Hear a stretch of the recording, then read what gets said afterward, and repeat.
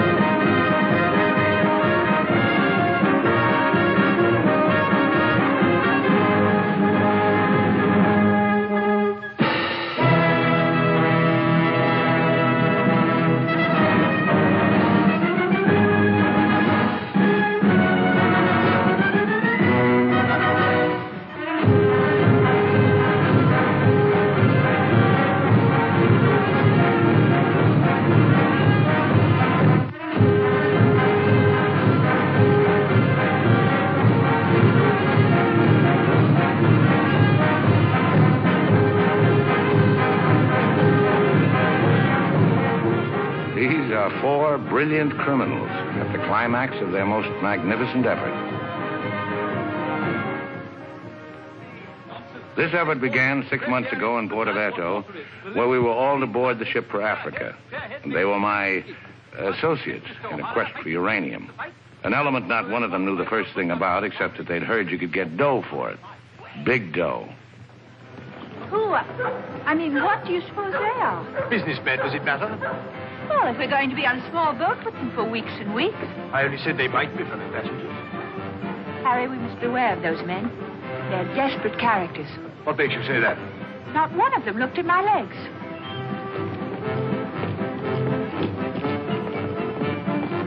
Good morning, Mrs. Dannreuther. Good morning, Billy boy. Care to join us in a stroll? Turn up the liver, sweat out the toxins, help nature to help you? Wouldn't dream of it. Really, Billy, you mustn't be so offhand with Mr. Peterson. If I were to treat him with more than common politeness, he'd misunderstand and try to push me around. Mr. Peterson is a bully. Billy, did you see this? That man in London has been killed. What man? Paul Van Meer, high-ranking official in the colonial office, was stabbed to death early this morning by an unknown assailant outside a club in Soho. This is the third crime of violence to occur in that vicinity within the past month. What is it, Billy?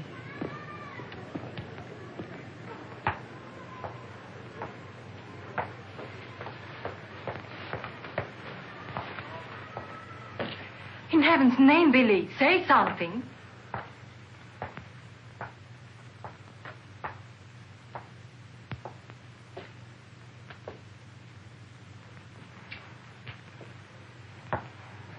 Understand, of course, that Peterson arranged this. It seems there's been a lot of violence around there lately. I don't pretend to be a fool. But look, Billy, this happened early Tuesday morning. We'd all left London well before that. What about Jack Ross? What about the galloping major? But I thought he only stayed behind to get that phone call from Mombasa.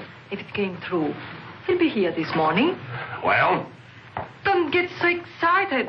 Don't jump to unpleasant conclusions. Jump? They might as well have drawn a map. Why was Peterson worried about Van Meer? What made him think he was dangerous? He was afraid Van Meer wouldn't stay bought.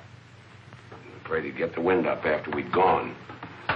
He had visions of him trotting upstairs to his superiors, announcing I have certain information that certain persons have paid certain sums of money. Don't talk so loud, Billy. To obtain illegal rights to certain mineral supplies. That Indian, that Raja or whatever he was, that you worked for in the old days, he killed a lot of people, didn't he? Ah, but he had a better style. Besides, he was out for a kingdom, half the size of France. What's the difference between that and millions of dollars? We must think of the future, Billy. This is our big chance. It may be our last. Except for Mr. Peterson, we couldn't even pay last night's hotel bill. Where are you going? Have a cafe, drink a lot of Perrone, and listen to the band. You won't make a fuss, will you? It doesn't do to make a fuss. You have to think of the main objective. Naturally, it doesn't do to be fussy.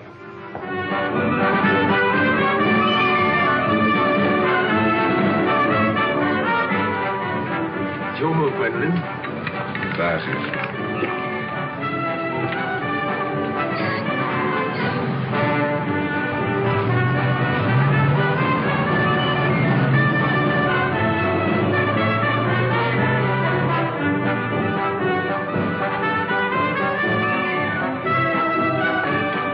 Luggage is in there. Bring it up.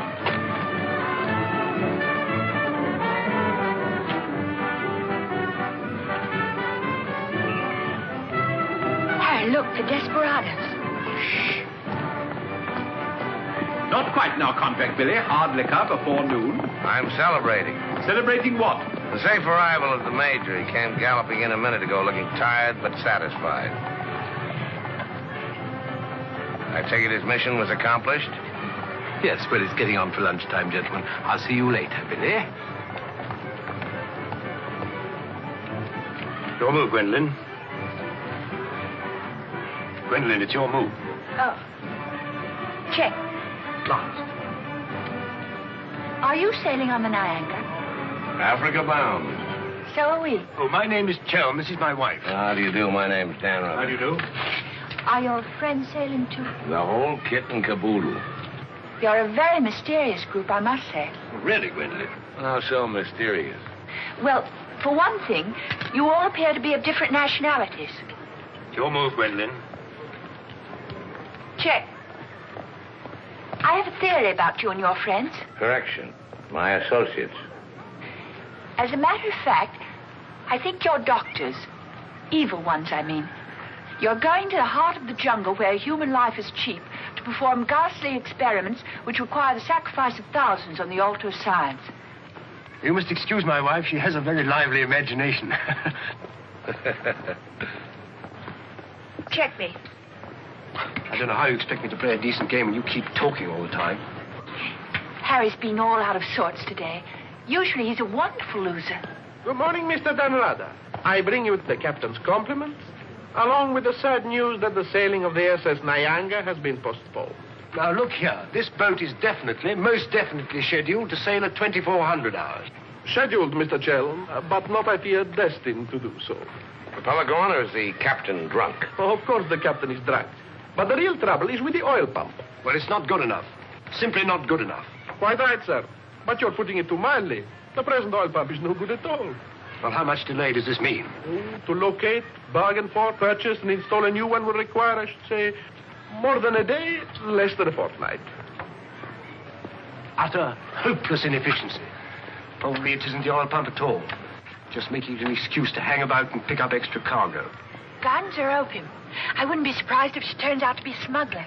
What a miserable place to be stuck in. Squalid, fifth-rate port. Ever been in Portobello before?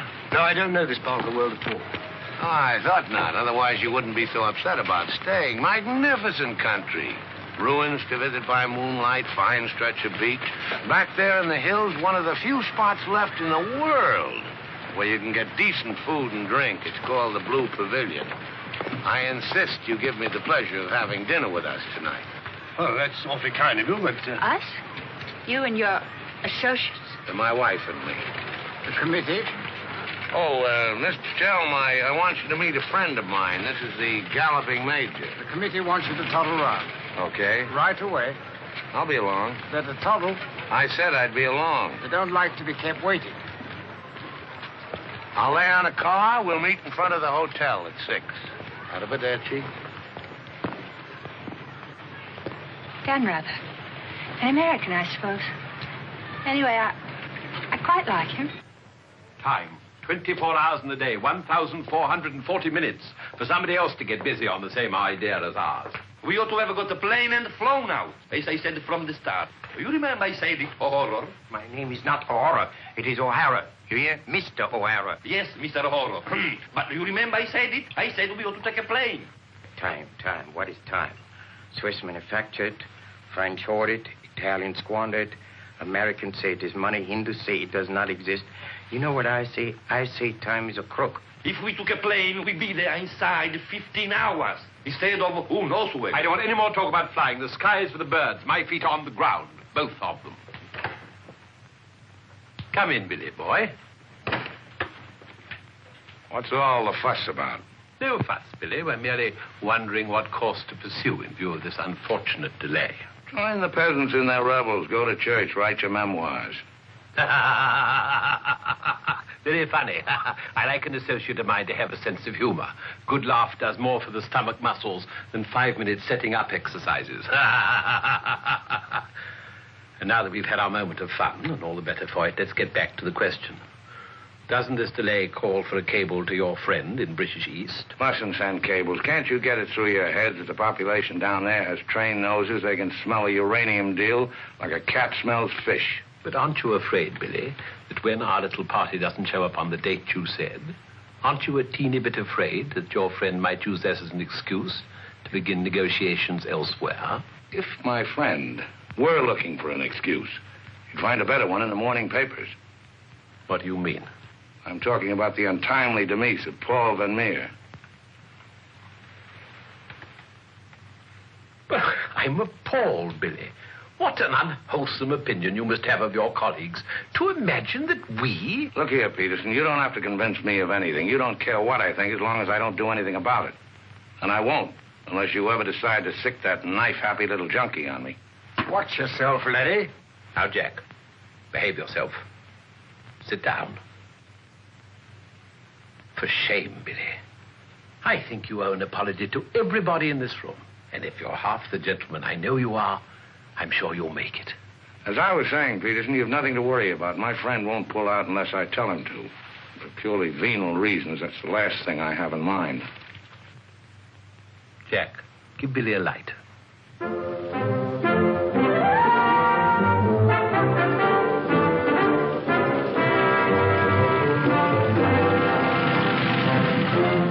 What a wonderful car. It looks as if it had won the Grand Prix d'Elegance many years ago. Oh, it did. It was built for Oraposo. You know, the bullfighter. He had it made this way so he could stand up and take bows. He only got one ride in it, bequeathed it to me on his deathbed. Well, here's to Oraposo. I hope you like champagne. You mean it's yours? Well, I gave it to my former chauffeur, the fat bandit in the front seat. Harry, look at that wonderful villa. Well, that was Bertie Crampton's. Oh, you mean Lord Crampton, in Gloucestershire. His family acres marched hand in hand with ours. Gloucestershire, the cathedral towns, trout fishing, garden parties. What a beautiful life. You know England well? Emotionally, I am English. I serve tea every afternoon with crumpets, and I've always kept up my subscription to Country Life and to Tetler. Trouble with England, it's all pomp and no circumstance. You're very wise to get out of it. Escape while you can. Well, I'd hardly describe myself as escaping. Simply so happened that a relative of mine, first cousin actually, who died recently, happened to be the owner of a coffee plantation. Africa's the place now. You talk about the diamond boys, the gold boys. They just skimmed a little off the top. Potential mineral wealth of Africa's hardly been scratched. Now, there is a villa. Big. Well, that's the Villa Capriccio, famed in song and story, a 3-star attraction in Baedeker. Well, whose is it? Well, the bank's on it now. It used to be mine. Yours? Yes, I brought old Charles over from Fouquet's. You know, the old Fouquet's, to run it for me. Then when I decided to pull up stakes, I bought him this restaurant we're going to. Least I could do to show my appreciation. Well, here we are. Charles! Charles! Wait here a minute while I rout old Charles out. He doesn't even know we're in this neck of the woods. Charles! Charles! He must think we're extraordinarily naive. Knew all those people. Owned that vast villa. Bought this place because he liked the fellow's cooking. What utter balderdash. Oh, perhaps he did. I beg leave to doubt it. Did you notice his wife? She seemed to be rather a sensitive little woman. Really embarrassed by all that rot. I am sorry, signore. As you see, we are closed. We do not open for another 2 months. Charles, what the devil's going on here? This place is falling to rack and ruin. Place is closed. We shall have to dine in the hotel after all. Monsieur Dan. Monsieur Dan. Madame, Why did you not let me know you were coming?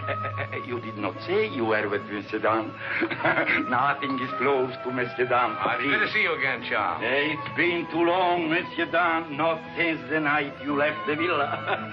Remember your farewell party. I've tried ever since to forget it. Remember how in the morning we escorted you to the train with violins playing and everybody cried like when a king you love very much leaves his country. Aren't you dressed yet? Do I appear to be dressed? Do dress, do hurry. It's the most wonderful day. And Billy wants us to drive out and see his villa. His former villa. Obviously, I can't go. I've got a chill on my liver. What a miserable place to be ill. And you forgot to pack my hot water bottle. You packed it. Gwendolyn, I distinctly remember. Hello. Oh, hello. No, I'm afraid we can't. Harry has this wretched chill. Give me the telephone.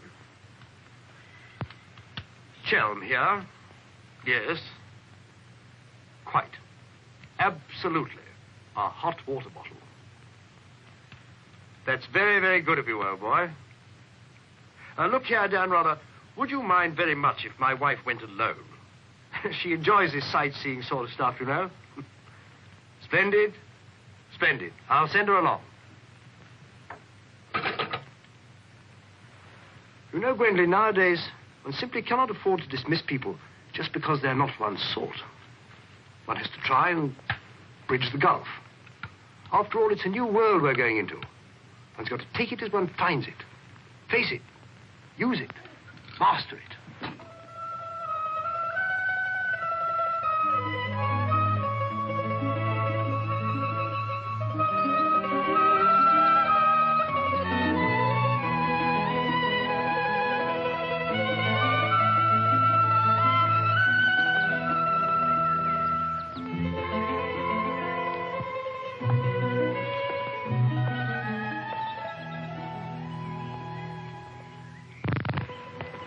You know, I've seen Americans on the street and in the cinema, of course, but I've never talked to one before. Are you a typical American? I think it's important that I should know. Why important? There are two good reasons for falling in love. One is that the object of your affections is unlike anyone else. A rare spirit, such as Lord Byron. The other is that he's like everybody else, only superior. Harry, for instance, is the very best of a type. Well, if you must know, I'm a typical rare spirit. How long did you live here? Well, the longest I've ever lived anywhere is 2 years. Well, when you were a child. Didn't you ever have a mother and a father? In a house and a street in a town? No, I was an orphan until I was 20, and then a rich and beautiful lady adopted me. You know, I've changed my mind about your being an evil doctor. You're off to keep a rendezvous someplace in Africa sacred to the tribesmen. You're going to found a new empire and make yourself master of the riches of the world. But you need a beautiful blonde queen to impress the natives as the incarnation of the Queen of Sheba. That's why you're making a pass at me.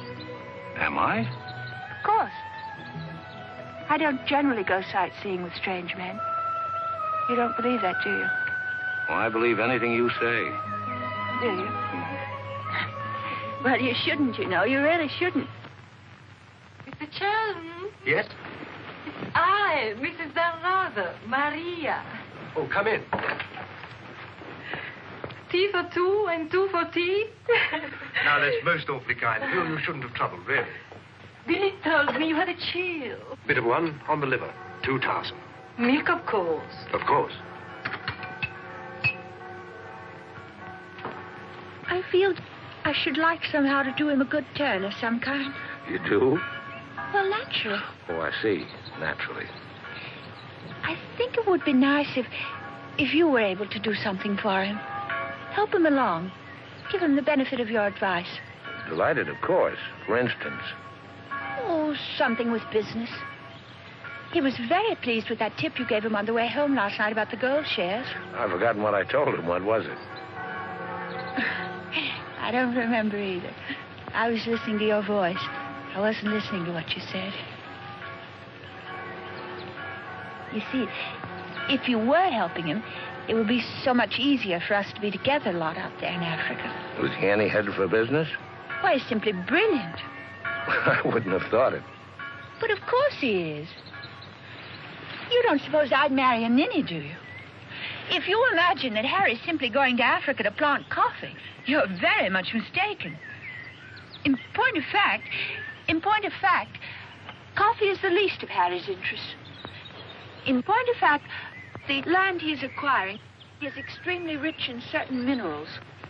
Minerals which are indispensable to the production of atomic energy.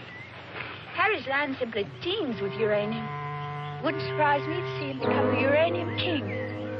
So you see, my husband isn't such a ninny as you may have imagined. It might very well be worth your while to go in with him. The potential mineral wealth of Africa's hardly been scratched. Well, I was telling you last night. Well, of course. It's a well-known fact.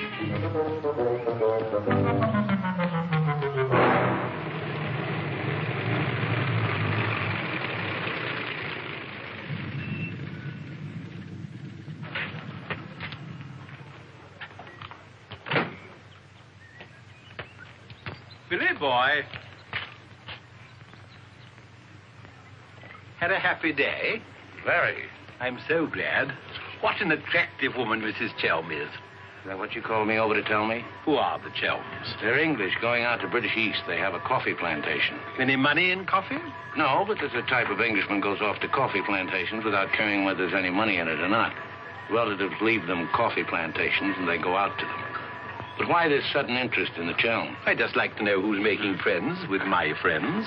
Well, now you know.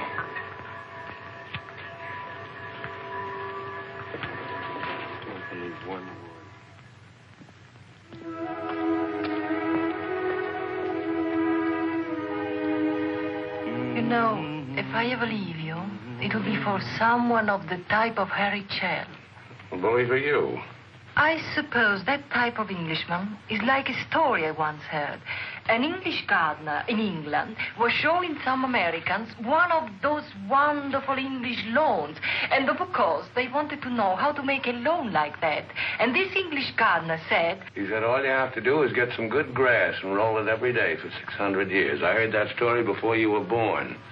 Englishmen tell it when they're feeling down in the mouth. Just don't understand the Chelm type. You're not even listening. You never do. Someday I'll say goodbye and you won't hear that either. One day I shall really meet my type and run off with him. And you'll be simply amazed. That's possible. George Moore said, I learned it by heart years ago. He said that each great passion is the fruit of many fruitless years.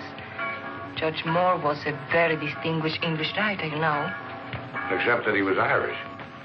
Cheer up, sugar. If I make $1 million on this deal, I'll buy you an old English lawn, one we can roll up and take with us.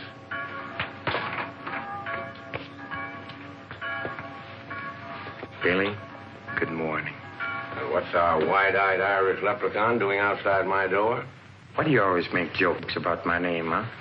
In Chile, the name of O'Hara is a tip-top name. Many Germans in Chile have become to be called O'Hara. Good morning, Mr. O'Hara. Madame, my respects. Perhaps Mr. O'Hara would like something to drink? Yes, maybe perhaps a little whiskey, huh? Very weak, please. What's this visit in honor of? Oh, just wanted to have a little talk with you. Okay, but make it fast. Fast? I give you my word, Billy. I give you my word. I feel to you like an older brother. Oh, it's not so much the difference of age. It's probably, yes, the reason is because I come from a culture which is so much older than yours in my country. A child 6 years old is older in his heart than you'll be at 60. It smokes, it drinks, it philosophizes. At this rate, I'll be 60 before you get to the point. The point is that Peterson, Ravello, and myself, we are the principals in this case. We are in with the money. We cannot switch around and turn, but an agent, he easy to imagine that he could conceivably doesn't feel himself quite as irrevocably committed as Peterson or We're fellow passengers, I believe. Not quite yet, would you say? Too sadly true. By any chance, you don't happen to have seen your Mr. Dannreuther about? I don't think Billy's up at about 11. He's rather a late riser. But he said it. Well, anyway. I shouldn't put too much stock on what Billy says, particularly when he's had a few drinks. It's not that he means to break his word, he just forgets that he's given it. Charm and dependability so seldom go in one package. There are exceptions, of course. Your husband, I imagine, from his manner and behavior, is one. Oh, yes, very. Well, quite, Harry. I'm so looking forward to meeting your husband and having a chat about Africa. By all means. I understand he's in coffee? You make it sound like a total American. Part of Africa we're going, though, is due for some pretty important changes. In my opinion, things will be booming out there before you can say Jack Robinson. I do hope there won't be too many changes. It's completely unspoiled, I hear, with some of the loveliest scenery in the world. I can't imagine anything more lovely in the way of scenery than to have a few acres of gold and diamonds cropping up on a piece of land I bought for a song. Heaven forbid. Next thing there'd be big, ugly holes everywhere and great, horrid machines instead of lovely scenery. Anyway, I don't think my husband worries much about money and business, that sort of thing. Really? I mean, to appreciate my husband's point of view, one has to understand his background. Those lawns, hundreds of years in the making. Those immemorial elms. Those walls hung with family portraits. Generations of them. Those great echoing galleries where so much of English history is being made. Taxes must be terrific on a place like that. What would people like the Chelms care about taxes with their kind of money? I mean, when a family's been a power in the city of London for so long, one of the great financial families. Power in the city? You mean... Oh, yes, of course, one of those Chelms. I'm surprised you know about them at all. Very few people do. They prefer to work behind the scenes.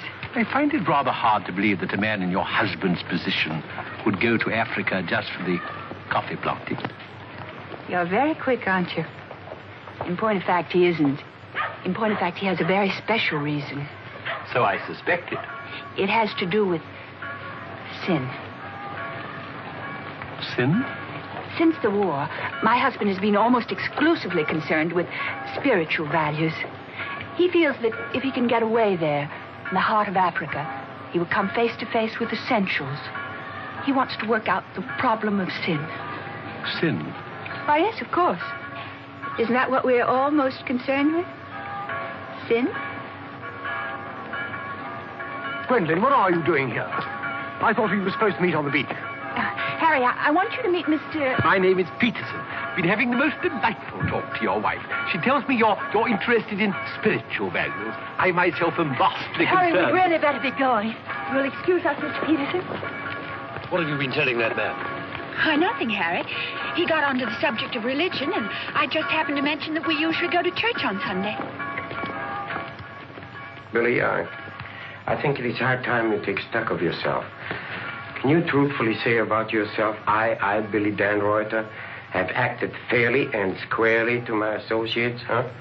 But of course he can, Mr. O'Hara. Everybody knows Billy's the soul of honor. Shut up, sugar. Perhaps he's the soul of honor, and perhaps appearances are deceiving. You mind telling me what it is I'm supposed to have done? Nothing. It's your conduct. Your conduct doesn't...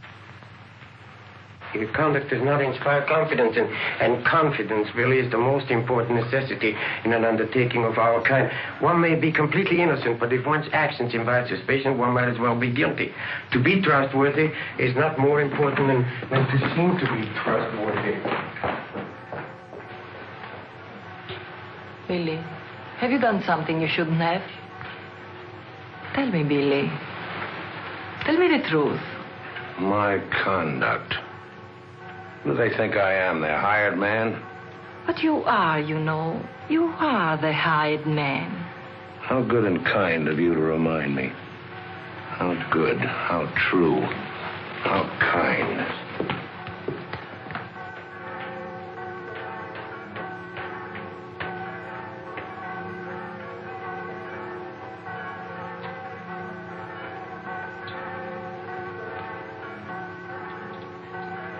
Oh, I say, Dannreuther, good to see you. How about a drink? Well, Oh, come on, my dear fellow. Let me buy you a drink. Oh, Gwendolyn, don't forget to send one to Aunt Beatrice. Can't understand it. Gwendolyn distinctly said she'd join me on the beach. Then I come back and find her sitting there in that cafe. Extraordinary creatures, women. well, let's drink to them. Pano. Scotch. Come on, you tiny little wreck, have a drink. We're drinking to women. Take the drink, but won't join you in the toast. Glass of Irish. Women. Hitler had the right idea. Keep them in their place. Kleine Kinderkirchen, babies in the kitchen. Say what you want to about Hitler, he had his points. Come. Look here. This generation's had its chance. Hitler, Mussolini, those are the men. Now is the age of the barbarians. The world's going up in smoke. I say let it come, get it over with. Well, if you don't mind, I'd like another year or so of worry. Worry? Just 1 minute, laddies. I've just 2 or 3 words to say to you, laddies, and that's don't worry. Don't ever worry. I'm in a position to know secret information. The Rosicrucians, the Great White Brotherhood, the high secret orders. But you've no faith. You must have faith. Faith and power, secret power. Men who guard the trust from the deepest inside of the whatchamacallit. Mystic rulers, all one club, chained together by one purpose, one idea. Mankind's champions. Follow me, Billy? Oh, why, of course. This generation's had its chance. Hitler, Mussolini. I can't stand here and permit you... Are you interrupting me? Relax, Jack. Have another drink. I simply want to state that things don't happen to be what certain people imagine. An officer may find himself strapped for money, and he may undertake certain things which in other circumstances, no. Absolutely no. Absolutely. Absolutely no. In the old days, I should have simply told people of your ilk to buy their own drinks. Poor old Jack. I'll teach you. I'll teach you to insult an ex-officer of the Indian Army. Well, are you yellow? The bar. You're Major Ross?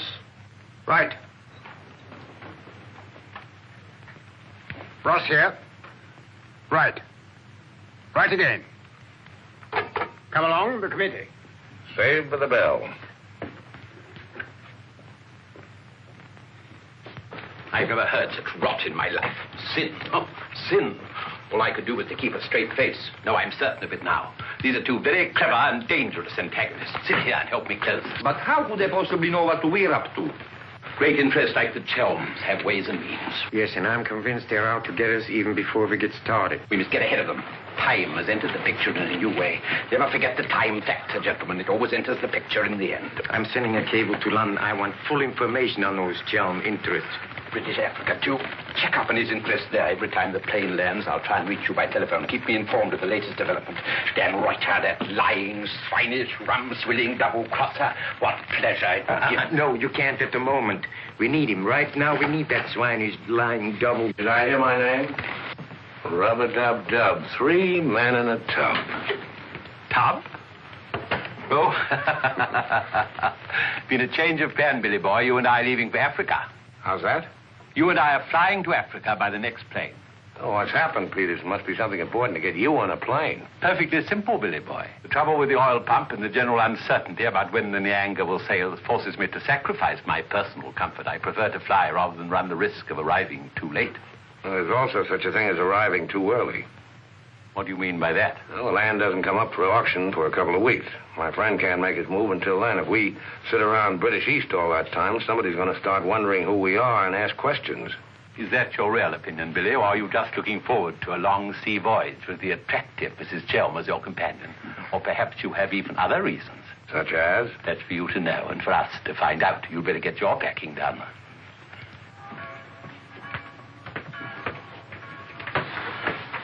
Billy?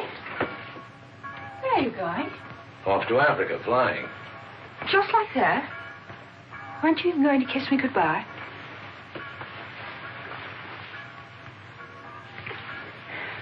I wish. Don't say it. What? That you wish we'd never met. You'll be coming on the boat, and in Africa we'll get together and... I think I hate you. Letting those revolting men order you about. Don't deny it. I've watched them. They treat you like a servant. They say, hop it, and off you hop. I know what it is. They have a hold on you. Some black secret that could ruin you. What makes you think that? No, know, it happens all the time.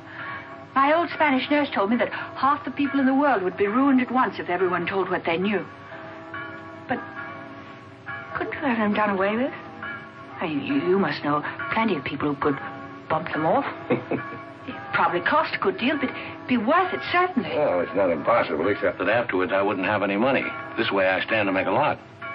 Millions? Maybe. Then perhaps your connection with those men isn't quite so undignified as I thought. Those millions, would they be pounds or dollars? Well, either way suits me. No, that's very careless of you. The state of the pound is so uncertain. You must think in terms of hard currency. Maybe I should hire you to handle my affairs. You could do worse. I'm awfully intelligent, really. Come along, Billy boy. The car's waiting.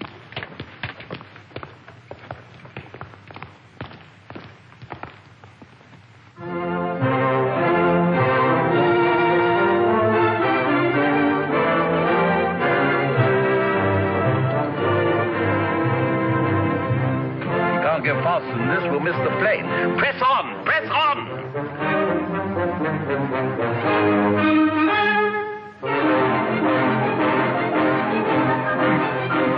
High posting.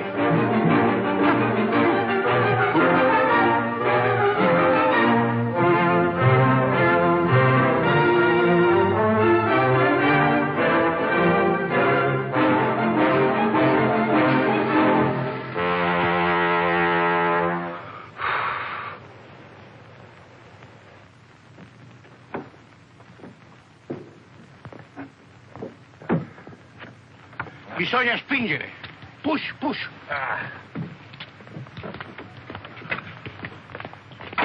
Come on. 1, 2,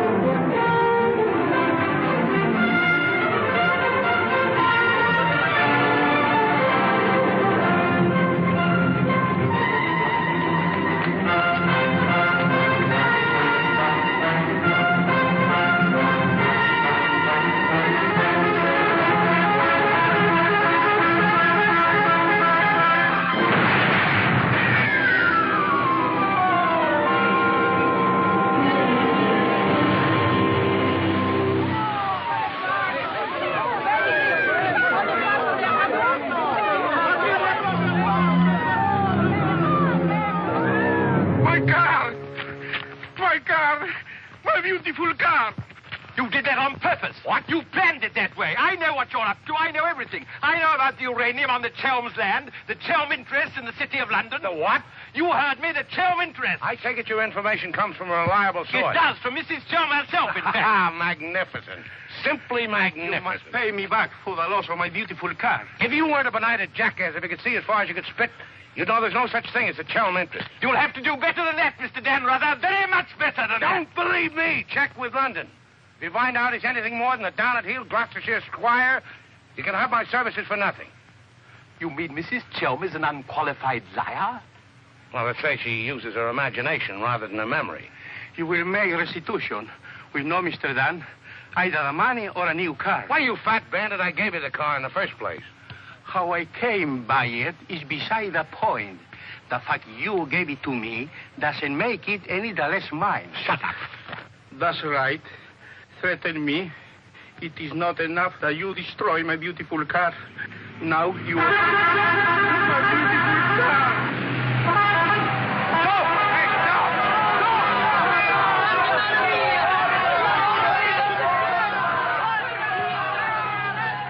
More than anything, I I want Billy to make a grand success out there. Oh, as you care so much about money, I should have thought you would have left Billy for some rich man. I shouldn't think Billy would mind, really. I mean, neither of you are in love or anything. You are a strange girl. Of course I love Billy. Actually, I adore him. And Billy loves me very, very much. That's why I trust him with his little unimportant amours. And what does he say about yours? But, darling, all husbands like their wives to seem attractive to other men. Be sure you explain that to Harry. I'm going back to the hotel.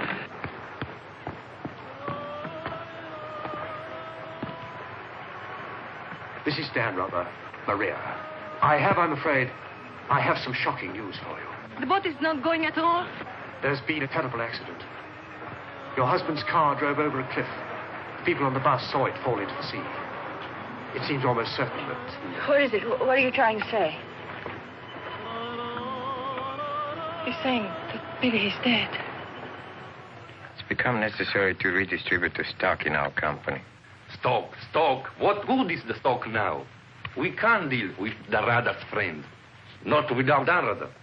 All the effort, the money, everything went over the cliff with that car. Ravello, you forget the English are very sentimental people. I tell you, there is nothing that Billy's friend will not do for his widow. And in black, she's a very touching figure. Poor Maria, you really have had a wretched time of it. You are very understanding. If only there was something I could do. Just now, if you could bring me an aspirin.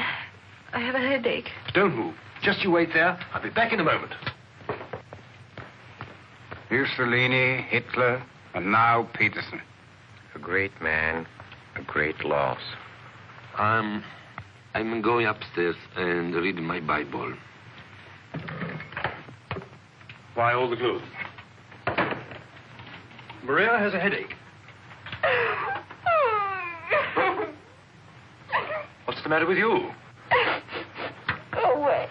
My dear girl, I'm as sorry about Dannreuther as you are. But after all, it isn't as if he was one of our oldest friends. I was in love with him. He was a very pleasant acquaintance. What did you say? I was in love with him. Really, darling, have you no control over your romantic fantasies? I loved it. Can't you hear me? I love you. Oh, rot. You're just dramatizing again. By George, you were right, after all. I did pet it. Oh, what shall I do?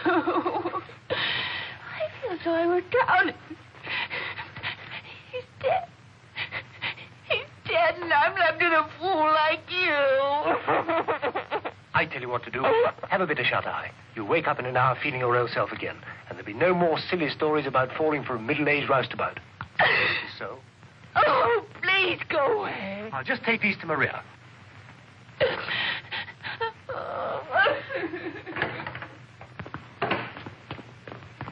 Mr. Chelm, this is very important, for you as well as for myself. Yes, well, get on with it. There is now an opportunity for you to secure enormous profits with virtually no risk. I want a bit about the bush. Our purpose in going to... For you as Billy's widow, it will be very easy to persuade his friend in British East, and for capital, we have Chelm. Quite evidently, you've been misinformed as to my interests.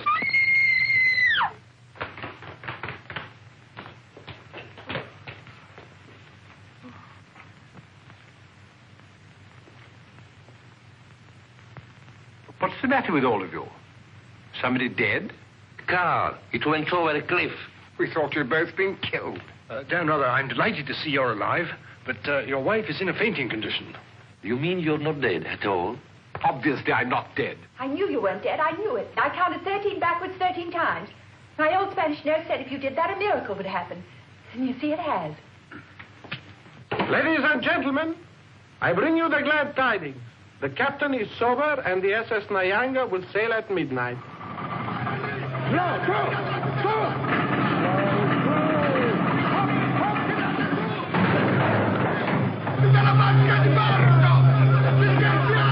I can't see it anywhere. What can have happened to it? My dispatch box, where is it? A black tin box this size. What have you done with it? Guardi che la sua valigia gliel'ho messa in cabina. I told you to take the most particular care of it. I shall not go on board till my dispatch box has been found. Having trouble, Chelm? I think that I can't cope with myself, thank you. È la seconda volta che glielo dico. La valigia gliel'ho messa in cabina e tu deve che insiste con me. Says he put it in your cabin, whatever it is. Idiot! Why didn't he say so in the first place? Say, look. What's happened to Harry? He's been giving me the fisheye all evening. Oh? What is it? Perhaps it's because when I thought you were dead, I told him I was in love with you. You what? I couldn't help it.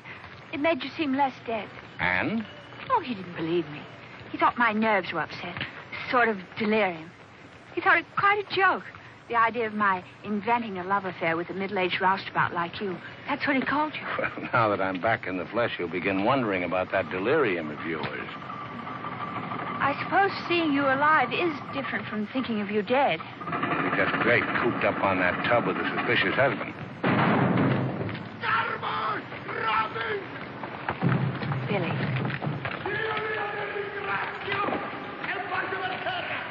Let's not go. What do you mean? I'm asking you to run away with me. Now. What about the millions in hard currency? What's happened to you? I thought you were my shrewd little manager. I've changed my point of view. I thought we'd get to Africa and you'd make your fortune and everything be wonderful, but now I think it's all too risky. Too many things can happen. I want us to cut and run for it right now. You really mean that? With all my heart. Oh, no, that's impossible. Why? Well, for one thing, Mrs. Dannreuther might not go for the idea. She's not quite as sophisticated as you are. Please, Billy, listen to me. I've thought it all out. We'll take the bus and catch an express for somewhere. The shot's not on the table. You're not in love the way I am. If I loved you 1,000 times more than you say you love me, it still wouldn't make any difference. I've got to have money. Doctor's orders are that I must have a lot of money. Otherwise, I become dull, listless, and have trouble with my complexion. But you're not like that now, and you haven't any money. It's my expectations that hold me together. You really mean that, don't you, darling? Sure, I mean it. And your main reason for wanting lots of money is so that you'll be ever so attractive and I'll love you more and more. That's right, baby. I'll help you, Billy. I can, too. I'm something of a witch. My old Spanish nurse said I could have been professional. Don't look now, but they're raising the gangway.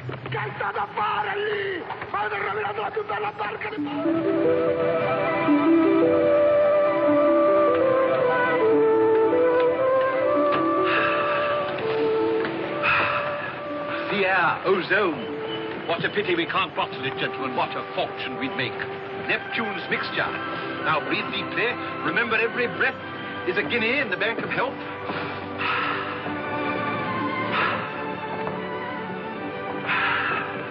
Good morning, Chelm.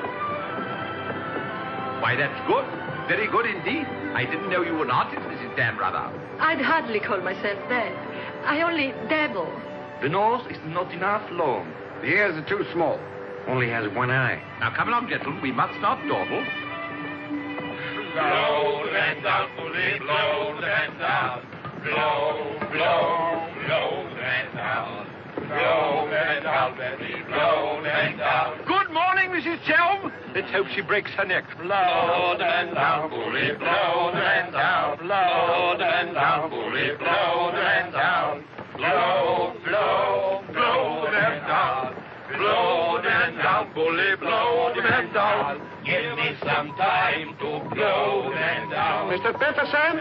Mr. Peterson? Radiogram.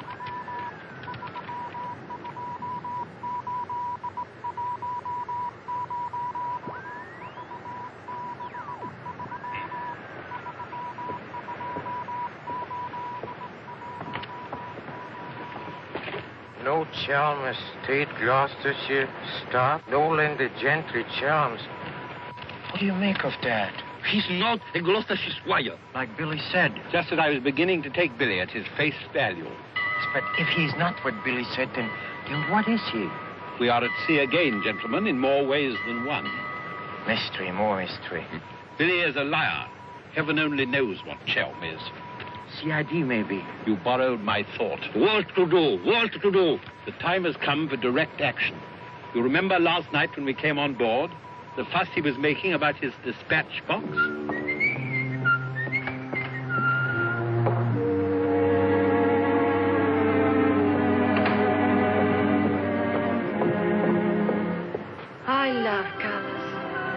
working with them is an endless puzzle. Your face, for instance, 10 minutes ago, it was all brown and pink. Now the light is changed and is chalky white. What?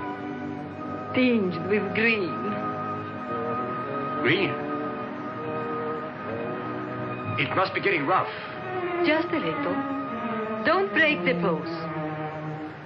I don't feel very well. I think I'll go below and take a pill.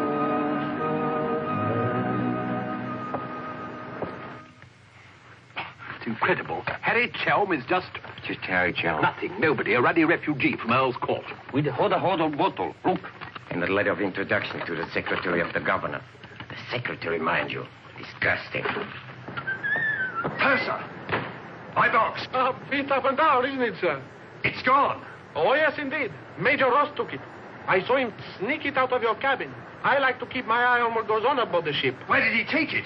I believe it's Peterson's cabin. In fact, I'm sure.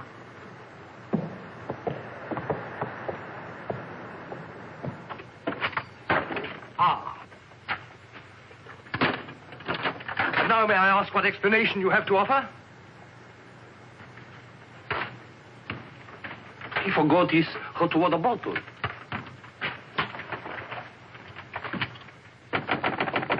Billy. Come in. Billy, have you heard what's happened? I've seen the paper in days. It's not funny. They've stolen Harry's dispatch box. Who stole his dispatch box? That dreadful little major. He took it to Peterson. They went through it. It's all your fault. I suppose you know that. My fault? Well, the poppycock you've been peddling, all that junk about the Chelm interest in London, uranium on your land. Well, in a way, you're the one to blame. I'm the... I mean, you acted so superior. I was falling in love with you, and I couldn't bear it for you to think I was just a nobody. Married to the son of a boarding house in Earl's Court. The son of a what? A boarding house. That's what Harry's parents do. They run a boarding house for decayed gentlefolk. But the way he talks, the way he acts, I thought that... It's just that he sees himself in a place in the West Country with trout streams and horses, leading the life of a country squire.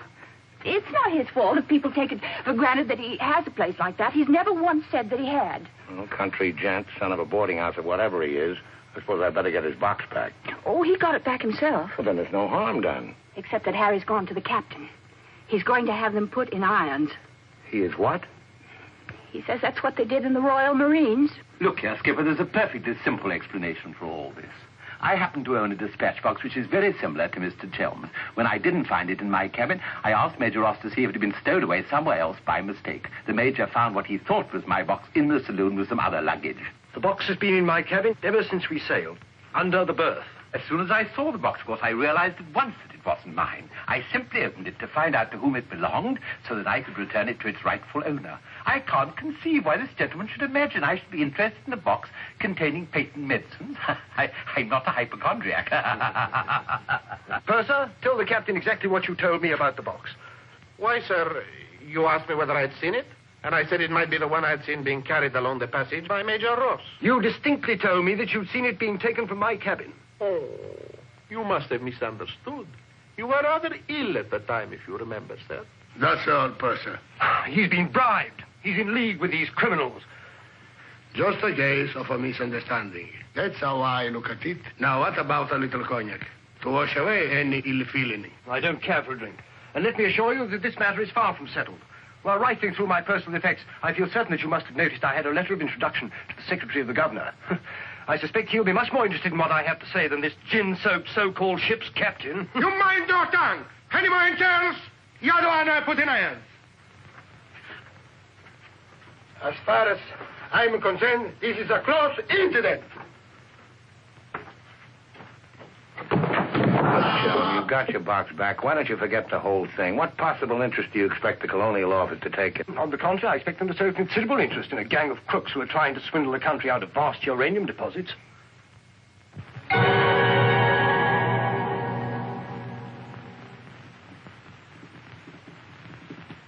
Just one moment, sir. What leads you to believe? This gentleman obviously hasn't seen fit to inform you that during your supposed demise, he attempted to lure me into your nefarious venture. Unfortunately for you, he acquainted me with all the pertinent facts. Facts which I intend to communicate to the proper authority at the very earliest opportunity. I thought you were dead. That's what they told me. Everyone told me you were dead. And if you were dead, we head to a fresh capital. Didn't we? You, Ravello, my own partner, sneak up behind my back and try to cheat me. The milk's spilt. It's no good crying over it. Get after him, Billy. Calm him down. Talk to him. See if you can't get him to change his attitude. I'll try, but I don't think it'll do any good. I don't know why we have to worry about Chelm's attitude. Talk's no good. Conversation never convinced anybody. I say put an end to words. Shut up, Jack. Time factor has entered the picture again. This time, fortunately, it's working on our side. 2 weeks before we reach port. That should be plenty of time to convince our friend, Chelm. I beg you, please end all this trouble. If things go on, either you will be done away with before we ever get to Africa, or you will leave and denounce Peterson to the authorities, and that will be the ruin of all my plans and hopes. In the long run, you'll do much better to get clear of these people. They're thoroughly undesirable. The long run. I'm tired of the long run. I am not even thinking about them or about myself. It's only you that concerns me, Harry. No need to worry about me. Ever since I met you, you fill my thinking. You are becoming an obsession. Don't you understand, Harry? I am deeply in love. Maria. My dear.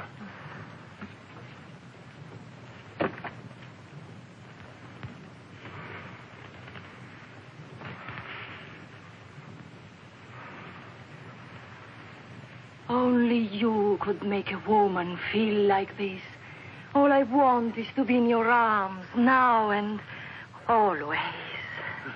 You forget I'm going to be done away with. Oh, no. It will be easy to arrange. What you must do is this. You will write me a letter. A love letter. You will tell me that you cannot denounce Peterson, because then I will suffer too. Because you love me so much, you cannot bear to hurt me. Such a letter they will believe if I show it to them. My dear girl, you must see that this is quite out of the question. I don't propose to make compromises. Not compromises, Harry, darling. But you can see if you cause trouble, the whole of our plans, my plans, you would not want to make the innocent suffer. It would be much better if you don't interfere, Maria. I must handle this as I see fit. Then you intend to go ahead with this business, tell stories and ruin everything? It will be much better if you cut loose from these people. No happiness can come from such an association. Harry, I'm asking you not to do this. Please, write a letter. Then there will be no trouble for you, no trouble for us, no risk when we get to Africa. I'm sorry, my dear. We English are a very pig-headed lot. You think you can get away with this? But Maria, my dear good Maria, listen. First you made love to me. Now you tell me you will ruin me. You'll forgive me, but it was you who made... Oh, shut your trap. Go on, do what you like. You think you're such a brave man. I'll tell you what you are. You are a heel. Huh. What the blazes now? What's happening? What's going on here? The oil pump's on the blink. The electricity's failed. What's up, Polly? A ship lying in darkness this way? We might well be rammed at any minute.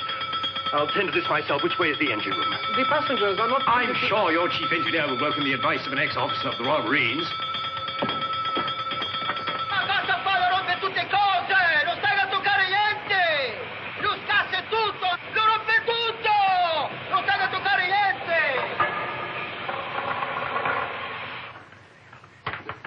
Look here, you fool. Are we simply abandoned to our fate? I insist on something being done. For instance? Well, give out the lifebelts. Organize the boat drill. The clientele are requested to remain calm. To remain calm? Does the captain feel no sense of responsibility for the lives of his passengers? It's my opinion that the captain doesn't feel much of anything at the moment. Do you mean to say he's drunk? The fellow ought to be made to walk the plank. I'm afraid just now he cannot walk at all. But this is outrageous. Oh, sit down, old man. What have you got to worry about? We're only adrift in an open sea with a drunken captain and engine that's liable to explode at any moment. Perfectly ordinary situation. Happens every day. But just in case any of you are still at all anxious, let it be known that Mr. Chelm has taken charge in the engine room. Who's taken charge? Harry, and he'll foozle it for sure. Shall I get out the hymn books? Your husband claims to have learned all about engine and such things when he was an officer in the Royal Marines. If he ever was. In point of fact, not only was he an officer, but he once won a medal for jumping into a sea of fire to rescue someone. It's only a bit of wreckage, not a man, but that wasn't Harry's fault. Just a slight error in judgment. Oh, the lights, they come on. He must have fixed it. Impossible. The engines are turning. We are underway. I still say it's impossible. Ladies and gentlemen, may I have your attention for a moment? I'm happy to inform you that the oil pump is now in perfect working condition. Putting it right was no great accomplishment for anyone with the slightest mechanical bent. Anyhow, we may now proceed without further delay and in absolute safety. Oh, Harry, you did. You boozled it. But when you wrecked my ship, where is your terror? Forward, please. Captain wants to see you. There you are. You devil! You wrecked my beautiful ship! Nothing of the sort. Some scallywag down there sabotaged my work out of pure malice. You explode my engine! Now keep your head down. Let's all behave like little gentlemen. Say I understand, Mother. I can handle the brute. What happens now? Do we get the life bells? Do we abandon the ship? There's no immediate danger. The passengers were pleased to return to the saloon. We're heading for the nearest port, and there seems to be some chance of our making. Let's go. Come along. Now, who was last down? Last. Billy boy, be a good fellow and make a fourth at bridge. The Major has no head for cards. A few rubbers will soothe all our nerves. Oh, thank you. I'll soothe mine with a double scotch. In fact, I think I'll make it a triple. No ice, no water. Right, sir. How about you, dear Mrs. Dannreuther? Little bridge? Oh, so sorry. I have the most fearful headache. I think I'll go to my cabin. Oh, what a shame. Well, boys, we'll have to make it cutthroat. What about Harry here? Maybe he'll take a hand. That, under the circumstances, is a most unsuitable suggestion. Gwendolyn, I must ask you to either move to another table or else leave the saloon. Harry, for heaven's sake. I don't care for my wife to associate with an associate of criminals. Don't be absurd. Billy's not a criminal. He's the best friend we have on this boat. We're not in need of such friends. You need any friends you can get. The only thing standing between you and a watery grave is your wits. That's not my idea of adequate protection. Purser, how much longer before this ship reaches port? If we ever do get to port, it should be within 14 or 15 hours. That's a long time. Sit down, make yourself comfortable, have a drink. Enjoy the Major's piano recital. Come on, Peterson, buy us a drink. I'm afraid I can't accept hospitality from persons who I intend in a few hours' time to denounce in a place of justice. 2 spades? I admire your sang-froid, Mr. Peterson. Or perhaps you don't think I'm serious. We shall see. 3 clubs. Gwendolyn, are you going to do as I say? Not when you speak to me in that tone. Not when you try to order me about. In that case... Where are you going? On deck, where the air is less polluted.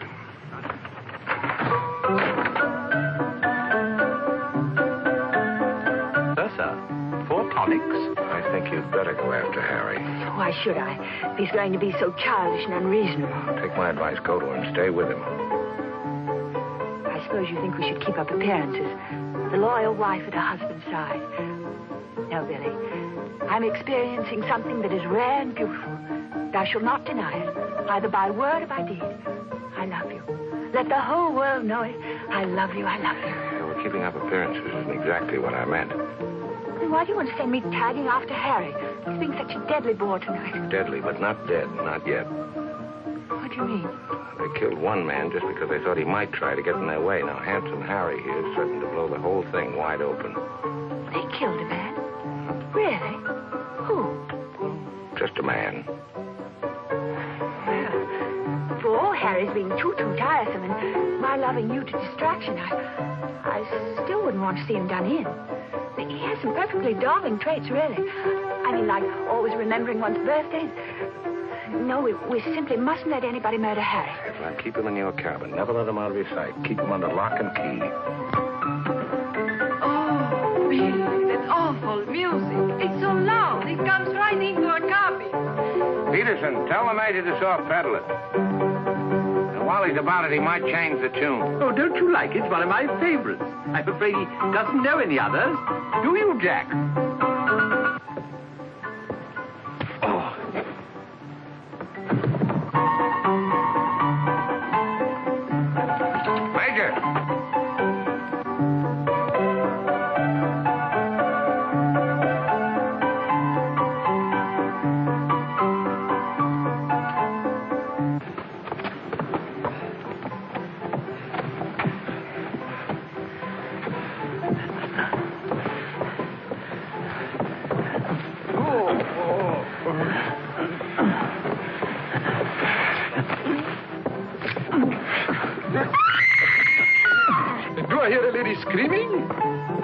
One down.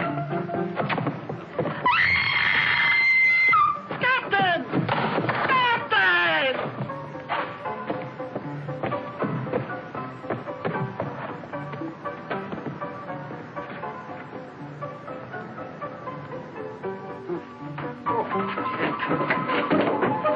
What happened?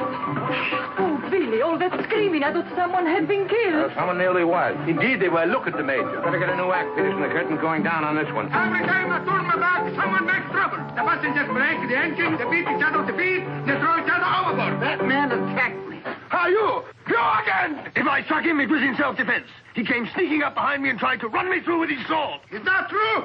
Well... It's no use, Billy. My trying to protect Harry any further. I may as well tell the whole truth. Captain, it grieves me to confess this.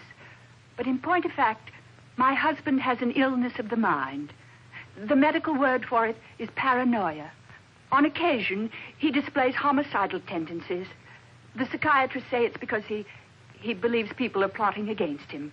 And so he strikes back and tries to kill them. Gwendolyn, for heaven's sake, woman, what's the meaning of this treachery? Believe it or not, Harry, I'm doing it for your own good. He knows. He saved my life. He'll tell the truth.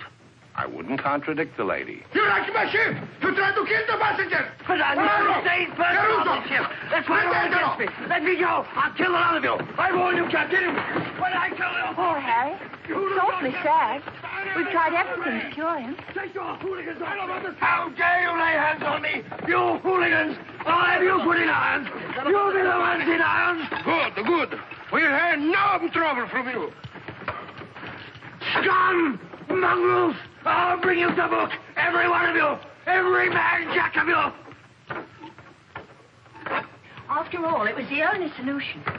Harry's safely locked in his cabin, where those beastly men can't do him any harm. On the other hand, he can't say or do anything now to interfere with your making that fortune in Africa. I mean, the authorities would hardly listen to the ravings of a lunatic, would they? Well, they won't even let him off the boat. Well, in that case, he'll just have to stay shut up for a few weeks. It's a bit hard on the old boy, don't you think? Yes, but after you've amassed all those African millions, we'll make it up to him. We'll buy him a country place in Gloucestershire with some rough shooting and a trout stream like he's always wanted.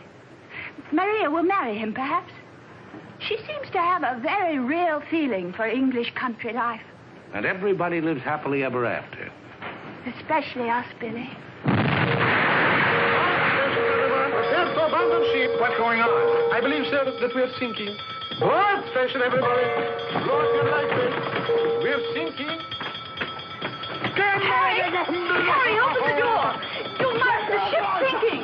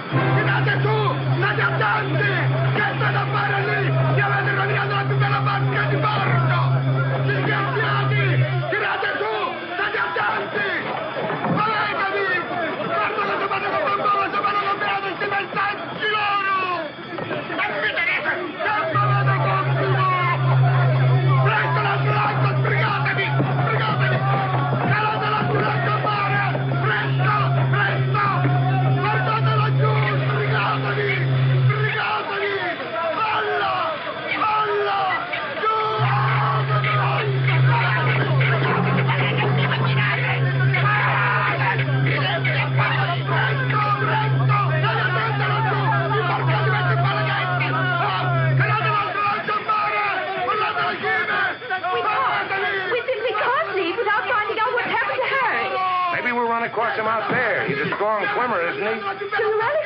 I don't say we will, but it's possible. Anything's possible.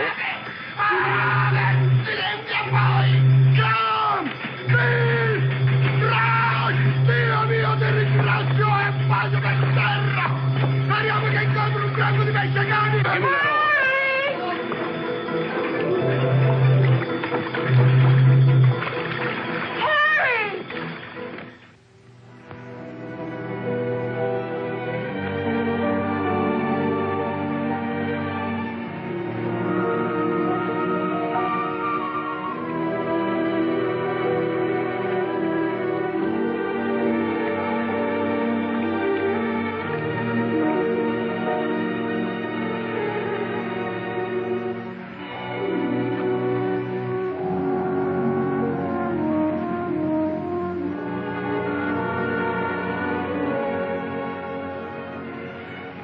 Where do you suppose we are? Africa. What part of Africa? Yes, that's important. What part? Not a bad place to land. No customs, no forms to fill out. Tell us at once where we are. It's important I know. You mean to say there are parts of the Dark Continent where you won't be received like the prodigal son? Alio. What's that? Alio.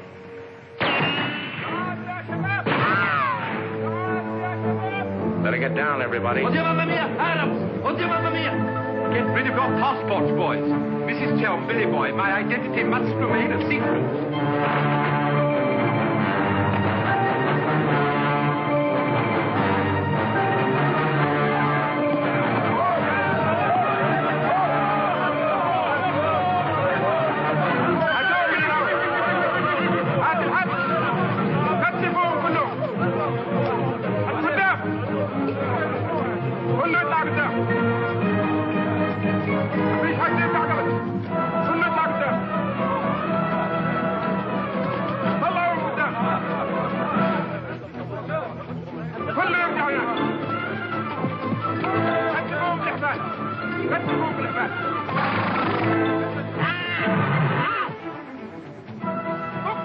Alio, what's that? It was a company that sold arms to the Arab legions.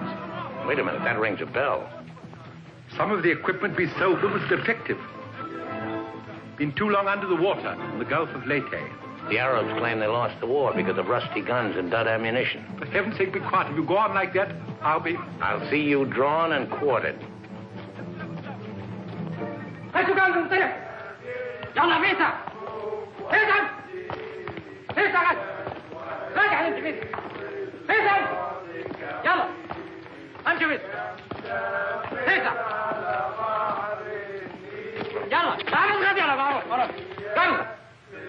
you going to allow them to bully you in this way?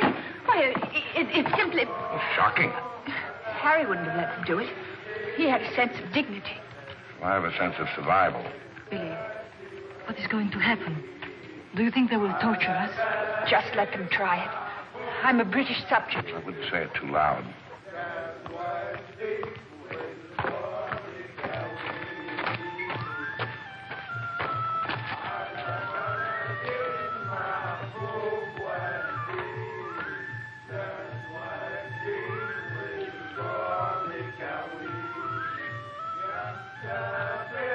We shipwreck. Big boat, go down. Bottom ocean. We take little boat. Row all day, row all night. Savvy? There's only one way to deal with these swine. Walk up to them and kick them in the belly. Show them who's boss right away. We sight land. Your land. Praise Allah. Come ashore. Suddenly, boom, boom, boom. No good way to treat shipwrecked people. You will please to hand over your passports.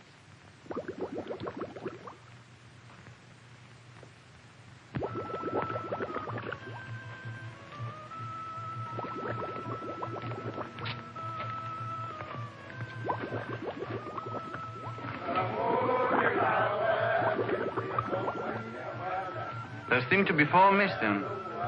Will those who have not handed over their passports hold up their hands?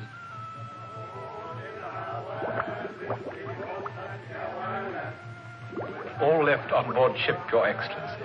A terrifying experience. An incompetent crew, a burning ship, put overboard in a small boat at dead of night. What was the name of the vessel? The SS Nyanga. She's a Portuguese ship. I will investigate whether such a ship has been reported lost at sea. Well, does it stand to reason, Your Excellency, we should come to this shore in a small boat if we'd not been shipwrecked? Our country is in a state of unrest. Oh, I am sorry. Agents of certain foreign governments sometimes try to enter it by stealth, hoping to fan the flames of revolution. Therefore, we check carefully on the activities of strangers. But surely, Your Excellency, in our case, one look is sufficient to convince you of our innocence.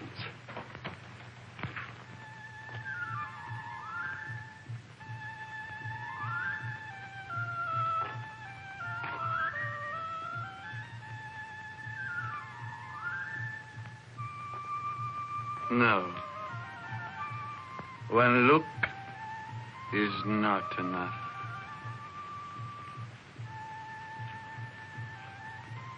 If you think we're the enemies of your country, the logical thing is to boot us out. Send us packing by the first available boat or train. We shan't object. We've got important business elsewhere. Where is elsewhere? Central Africa. And what sort of business? Vacuum cleaners, sewing machines. Ah, yes. Businessmen. All going to Central Africa to sell vacuum cleaners. Hat to hat, I suppose. And you, sir, I take it, are the head salesman, the ringleader of this group. Oh, no group. We met for the first time on board ship. Complete strangers to one another. Liar! The others all look at you each time I ask a question. I am a keen observer. You four are together. Oh, no, my fat-gutted friend. I'm not the illiterate, simple-minded native you're fool enough to take me for. I am a great man, a serious man. I spit on you, too. I spit on you and all your life. Off to the wrong start, Peterson. There's only one way to deal with these swine! Swine! You'd better be careful. My husband, my late husband, who was drowned in the Niagara disaster, happened to be one of the most important figures in the British government, Sir Harry Chelm. In point of fact, we had letters from the Prime Minister and the Queen telling everybody to be particularly courteous to us and our friends. So you see, if any harm befalls us at your hands, it will become a major international incident. Would you instruct that one that in my country a female slave may move, but her words are not heard? Oh, Harry. If only you were here. And now, sir, you will stop abusing my intelligence and tell me who you really are and what is your actual purpose in being here. I'm a sick man. I've got a bad heart. I mustn't talk anymore. You refuse to answer. Well, that is interesting. It makes of it a contest in a game at which we excel. We of this country have had 4,000 years' experience in asking questions and getting answers. Who are you? Why are you here? Don't hit me again. My heart. I have an attack.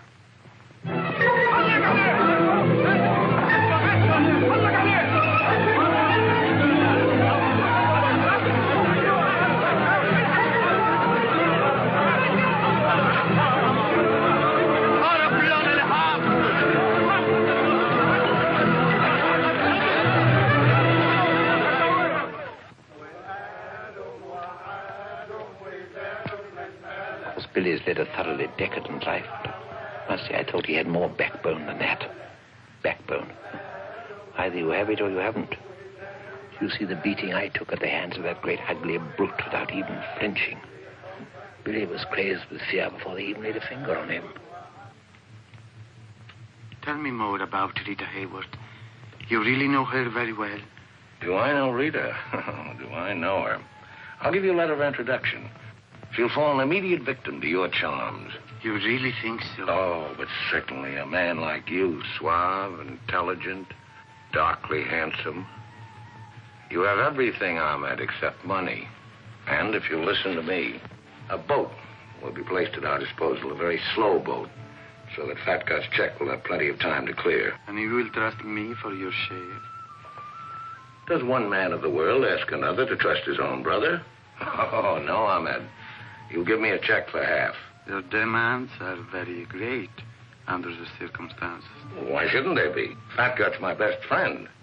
I will not betray him cheaply. You are certain that you are the friend of the peerless Rita? Come, Ahmed. Mind back to business. Very well. 50-50. Oh, by the way, Fat Gut's nature is noble like ours. He might try to bargain. I do not bargain with a puffball like that. It's beneath my dignity. It'll be dawn soon. The correct hour for a firing squad. But if we have him shot, what about the money? Well, I was just thinking that if he had a volley at the psychological moment, he might not be so inclined to haggle. I believe you must have Arab blood. Westerners are not usually so subtle. يلا يا علي نمسك الراجل السخين. يلا بينا. يلا. Look, Halamite.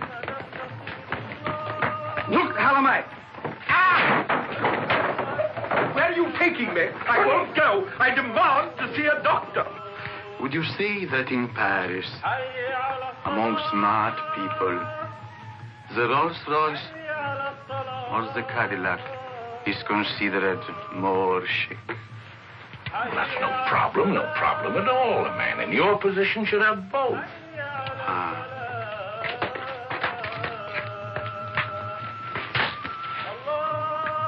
Mr. Dannreuther, I believe, would like a word with you. Billy. Sit down, Peterson.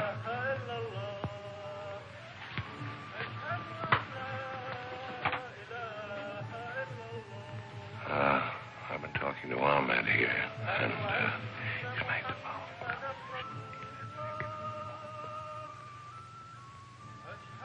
It's blackmail. They can't pay.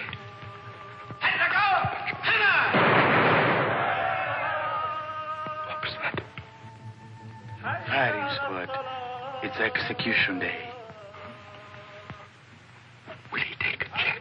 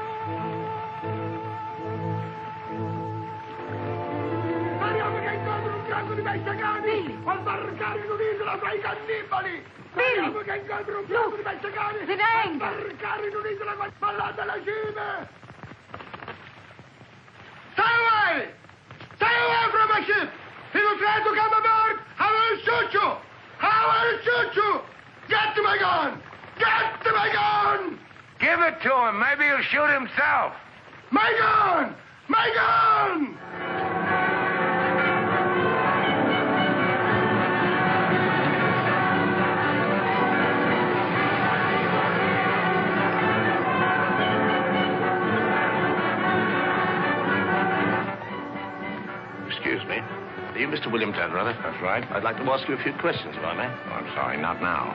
Forgive me, but it's rather important. Yes, it always is. I was a newspaper man myself once. Well, you may quote me as saying that everybody was heroic except Mrs. Dannreuther, who ate all our boots. Very amusing, but I'm not a reporter. Oh? Jack, go to the phone, make reservations. The first plane to Nairobi, 6 seats. Yes, and if they don't have any, talk to the right man and tell him if he kicks other people off the plane, we'll make it worth his while. I always said we ought to take a plane. You remember I said that, Mr. Horror. I said we ought to take a plane. Mustn't dawdle, Billy boy. Great deal to do and not much time. Those are the other members of your party? Yeah, I'd like to talk to them, too. Oh, what's it all about? I believe you were acquainted with a Mr. Van Meer, now deceased. Peterson, you and the boys better come back down. The gentleman here wants to speak to you, a Mr. Jack Clayton of Scotland Yard. You take your wine here or upstairs, Mr. Dunn? No, we'll have it here. Care to join us in a drink, Clayton? No, thanks. It's a bit early in the day for me.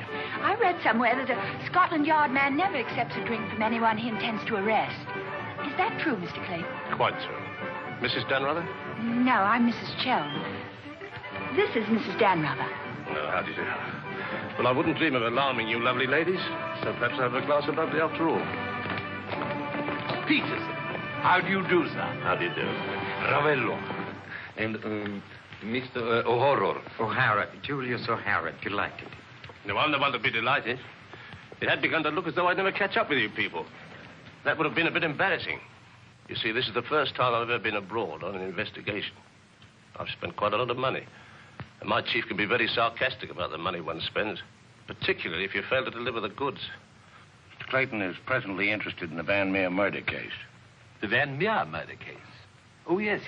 That fellow in the Colonial Office. Yes, I read about that in the paper. It was a shocking affair. According to Mr. Van Meer's appointment book, Mr. Peterson, you had lunch with him at the Savoy a few days before his death. That's quite correct. Mr. Van Meer was an expert on African matters. We wanted his advice about affairs in British East. Do you recall the subject under discussion? Vaguely. Crop yield. The native labor situation. Inches of rain. Vaccination, shorts. How long did you know Mr. Van Meer? Oh, a couple of months. We met half a dozen times. Did he ever make mention of any enemies, business or otherwise? Did he say anything about romantic attachments? I mean, did he name any women? No. I should have been very surprised if he had done. Mr. Van Meer struck me as being every inch a gentleman. Oh, of course. Well, that's all. Unless somebody has anything further to add. I have. I think you ought to know that the business of one of these businessmen is murder. I beg your pardon. Major Ross, I mean. I can't guarantee Major Ross murdered this Van Meer person. I assure you, however, he attempted to murder my husband with a long, thin dagger, which he always carried about in what looked like an innocent swagger stick. Go on, Mrs. Chelm. You see, Major Ross is employed by Mr. Peterson there to do his dirty work. One might say he's a professional killer. My husband found out certain things about Mr. Peterson. Things, in point of fact, that are a matter of empire, involving, as they do, a plot to exploit our kingdom's uranium resources. And that's why Mr. Peterson decided to have him done away with. Don't run away, Mr. Peterson. That's always tantamount to a confession of guilt. Tantamount is what I call it. More champagne, Clayton? No, thank you.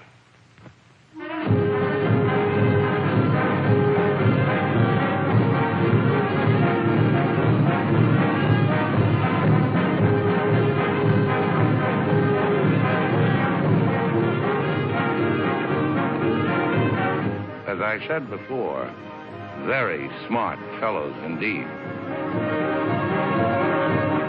Should you ever think of me in Earl's Court, that's where I'll be, helping Harry's parents with the launches. Should you ever think of me, try not to let it be too harshly. You kiss her too, Billy, and tell her she's forgiven. Sure. Goodbye, Billy. Bye.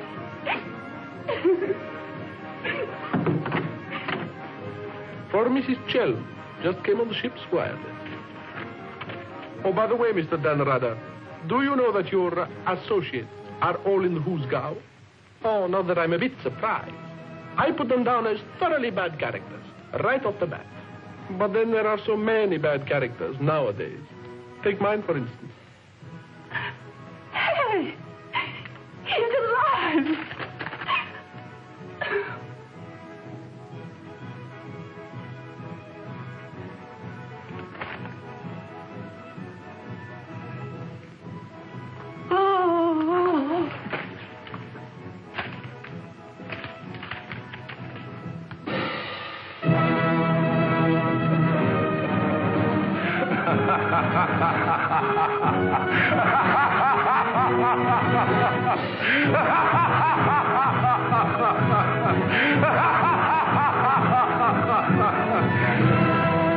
Oh, this is the end.